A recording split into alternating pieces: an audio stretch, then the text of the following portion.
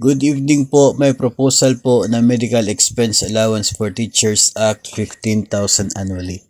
Actually, hindi lamang po siya basta-basta na proposal. Ito po ay isang House Bill. No? And also, dalawa po sila.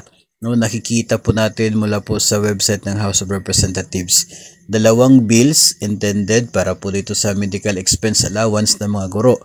No? Unang-una po dyan ay ito pong bill na submitted po ng mga Makabayan Bloc, no, pinapangunahan po yun ni Alliance of Concerned Teachers, Representative Franz Castro.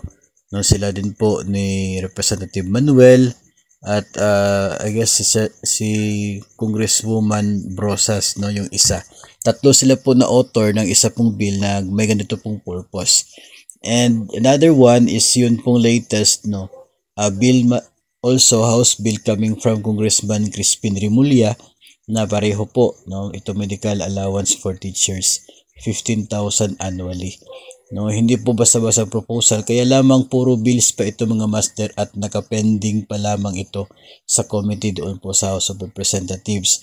So masyadong malayo pa po, no, yung kinakailangan na proseso ng mga bills na ito bago ito magiging batas at ma-implement. So importante po na alam natin, no, yung bill ng act Alliance of Concerned Teachers 2022 pa po yun, pending. Itong kang Congressman Rimulya ay ngayong taon lamang po pero pending pa rin. So yun nga, totoo, legit, merong proposal, merong bills, pero so far sa ngayon bills pa lamang po sila at hindi pa po ito pwedeng ma-implement kasi hindi pa po ito sapat na maging isa pong basihan, no, for the release of or request of budget and for the release dahil nga bills pa lamang po, hindi pa po yan napag-usapan, hindi pa po aprobado at hindi pa po batas.